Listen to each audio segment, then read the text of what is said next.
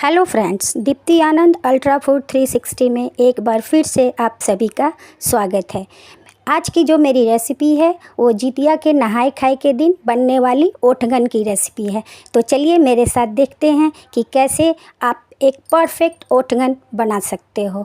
तो ये जो रेसिपी है ये जितिया के नहाय खाए के दिन ही बनती है। तो इसके लिए मैंने 4 गिलास गेहूं का आटा लिया है। ये जो जितिया पर्व है 3 दिनों तक चलने वाला हम मम्मियों के लिए बहुत ही एक ख़ास पर्व है और ये हम अपने बच्चों के लिए करते हैं जो हमें एक अलग ही सुखद अनुभव देता है। अब इसमें आटे में मैं नारियल का बुरादा डाल रही हूँ। ये नारियल बुरादा मैंने घर पे ही तैयार किया है। सूखे नारियल को मैंने कद्दूकस कर लिया है तो मैंने इसमें डाला है। उसके बाद इसमें मैं इलायची पाउडर जो मैंने घर में ही कूटा हुआ इलायची क्रश किया हुआ इलायची पाउडर डाल रही हूँ। और उसके बाद इसमें हम घर की ताज़ी जो मलाई होती है वो मैं डालती हूँ। मैं मलाई इसलिए डालती हूँ क्योंकि मलाई डालने के बाद आपको घी या तेल बहुत ही कम मात्रा में डालने की ज़रूरत होती है और ये क्या है खासकर बच्चे ही खाते हैं तो इसलिए मैं और थोड़ा मलाई ही प्रेफर करती हूँ डालना। और देखो मलाई डालने के बाद तेल बहुत ही कम मात्रा में मैं डालूँगी इसलिए मैं मलाई ही ज़्यादा डालती हूँ। और ये है चीनी और पानी का घोल। ऐसे आप चीनी को पाउडर करके भी डाल सकते हो लेकिन आज मैंने चीनी को थोड़ी देर पहले आधे 1 घंटे पहले हल्का थोड़ा सा पानी देकर उसको सोख करके रख दिया था और मेरी चीनी पानी के साथ पूरी तरह घुल गई थी। अब हम इस पूरे मिश्रण को हल्के हाथों से पूरी तरह से मिक्स करेंगे ताकि सारा मिश्रण एक साथ मिक्स हो जाए और इसको पूरा अच्छे से मिलाना है।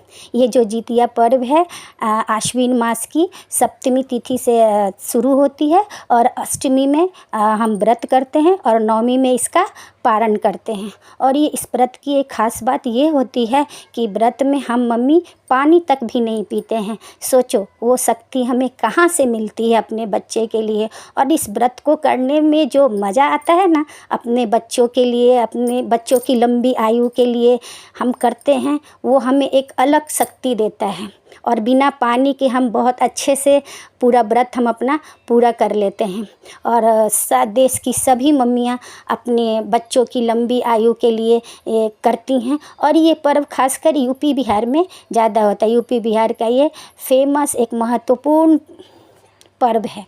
तो ये अब मेरा आटा पूरी तरह से मिल चुका है और अब मैं इसमें ये जो चीनी पानी का मैंने घोल तैयार किया था थोड़ा थोड़ा करके डालूँगी, एक साथ नहीं डालूँगी। ये आटा ज़्यादा सॉफ्ट भी नहीं होना चाहिए और ज़्यादा हार्ड भी नहीं होना चाहिए। तो हम थोड़े थोड़े करके चीनी पानी के घोल को डालेंगे और थोड़े थोड़े करके आटे को मिलाएंगे। बीच बीच में थोड़ा थोड़ा सा ये चीनी पानी का जो घोल है थोड़ा थोड़ा करके डालेंगे ताकि हमारा आटा धीरे धीरे एक साथ मिल सके।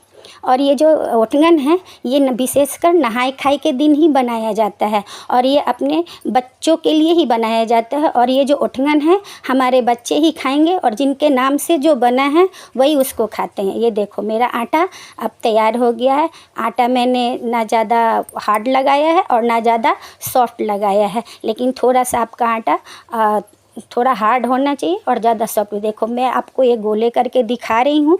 ये मेरा आटा एकदम परफेक्ट बनकर तैयार हुआ है। जो आपके आटा एकदम गोल बंध जाए इस तरह से। और ये जो आटा है पूरी तरह चिकना भी नहीं होना चाहिए। थोड़ा सा इस तरह से ही रफली आप डो बनाकर रख सकते हो। तो मैं इसको कुछ देर के लिए रख दूँगी आटे को। अब ये मेरा आटा पूरी तरह से तैयार हो गया है और ये एक्चुअली आज पूजा के लिए बनाया जाता है इसलिए इसका थोड़ा साफ़ सफाई थोड़ा अलग इसका ध्यान रखना पड़ता है। मैंने आटे को कपड़ा भिंगा कर ढक कर रख दिया था ताकि मेरा आटा सूखे नहीं। अब मैं इस आटे के एक एक करके गोले बनाकर रखूँगी। मैं 5 ओठगन बनाती हूँ। मेरे 2 बच्चे हैं और 2 अपने हस्बैंड के लिए 2 मेरे बच्चे हैं और 2 ओठगन मैं अपने हस्बैंड के लिए बनाती हूँ। तो जैसे आपके 2 बच्चे हैं तो 1 ओठगन ज़्यादा बनता है तो 3 और 2 5 मैं ओठगन पूरे बनाती हूँ। हर साल जितिया के नहाय खाए के दिन मैं ये 5 ओठगन बनाती हूँ जिसका ये नियम है। अब मैं एक एक करके गोले बना रही हूँ। और पता है इस ओठगन का नाम ओठगन क्यों पड़ा है?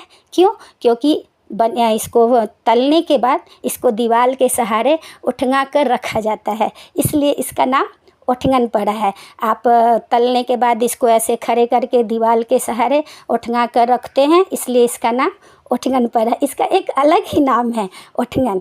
तो अब मेरे ये 5 गोले तैयार हो चुके हैं। अब मैं उसको, और इसकी एक ख़ास बात ये होती है कि इसको बेलन से बेलना नहीं होता है, इसको आपको हाथों से ही दबा दबा कर हाथों से ही एक गोल आकार देना होता है। एकदम गोल शेप में बनता है और आप इसको पूरे हाथों से ही आप इसको तैयार करोगे, इसको बेलना नहीं है। इसकी एक ख़ास बात ये भी होती है। ये जो नियम और ये जो परंपरा है ना, कुछ ऐसे ही नहीं बने हैं, लेकिन इनको करने में बहुत मज़ा आता है, बहुत आनंद होता है। अपनी जो एक परंपरा होती है उसकी एक अलग ही मिठास और एक अलग ही खुशबू होती है। जो हम ये सब करते हैं, बस उसको करने में भी एक अलग ही अपना मज़ा है। तो देखो, ये मेरा ओठंगन एक ऐसे शेप देकर मैंने तैयार कर लिया है, और मैं 5 ओठंगन को अपने हाथों से ही ऐसे दबा दबा कर तैयार करूँगी।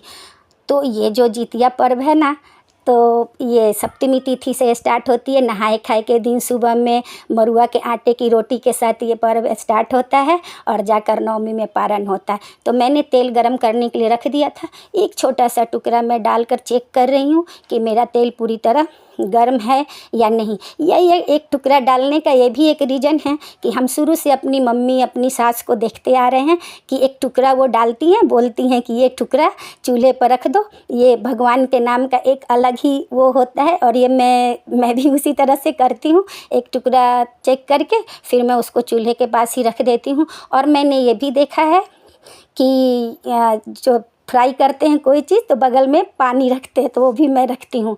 ये 2 मैंने जो छोटे छोटे निकाले हैं ना, आज रात में जब हम सरगी खाएंगे ना, तो उसके पहले चूल्हो और सियारिन, जो कि जितिया कथा की 2 फेमस कैरेक्टर्स हैं, चूल्हो और सियारिन।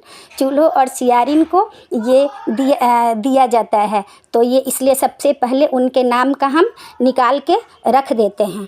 तो इसको मैं अलग रख दूँगी। अब मैं अपना ओठंगन एक एक करके फ्राई करूँगी, और इसको धीरे धीरे बहुत हल्के एकदम धीमी आंच पे इनको फ्राई किया जाता है, ताकि ये जले भी नहीं और अंदर से पूरी तरह पक जाए। क्योंकि ये थोड़े मोटे होते हैं, थोड़े मोटे लेयर में बनते हैं, तो इसलिए इनको एकदम धीमी आंच पर तला जाता है। एक मेरा ओठंगन रेडी हो गया है। ऐसे ही मैं अपने 5 ओठंगन को धीरे धीरे करके तल लूँगी, और इसको करने में थोड़ा टाइम लगता है क्योंकि इसको एकदम धीमी आंच पे तला जाता है और अच्छा सा कलर आए, क्रिस्पी हो जाए, इसलिए इसको बहुत ऐसे तला जाता है। और इस पूरे ओठंगन को बनाने के प्रोसेस में थोड़ा टाइम लगता है, क्योंकि इसको बच्चों के लिए बहुत अच्छे से तैयार करना होता है। अब ये देखो, मेरे 5 ओठंगन रेडी हो गए हैं। अब मैं ये दिखा रही हूँ, और आपको इस पे जो क्रैक्स दिख रहे हैं ना, वो पहचान है कि मेरा ओठंगन बहुत खास्ता बना है और ये बहुत परफेक्ट बना है। तो ये पूरे इसमें जो क्रैक्स आए हैं फ्राई करने के बीच में, तो ये मेरा ओठंगन पूरी तरह से अच्छा बना है और ये तैयार है। मैं हर साल ये अपने बच्चों के लिए, अपने घर के लिए ये 5 ओठंगन बनाती हूँ, और हमेशा बनाना है जब तक आप व्रत करोगे। तो ये मेरा ओठंगन पूरी तरीके से रेडी। और इसको आज नहाए खाए के दिन बच्चे नहीं खाएंगे, व्रत के दिन भी नहीं खाएंगे। इसको पारण जिस दिन हम करते हैं उस दिन बच्चे खाएंगे। तो मैं इसको ठंडा होने के बाद एयर टाइट डब्बे में बंद करके रख दूँगी। तो क्योंकि मेरे बच्चों को 2 दिन के बाद खाना है, तो इसलिए मैं इसको अच्छे से डब्बे में बंद करके ठंडा होने के बाद रख दूँगी। तो आज की मेरी रेसिपी कैसी लगी, लाइक, कमेंट और शेयर करना।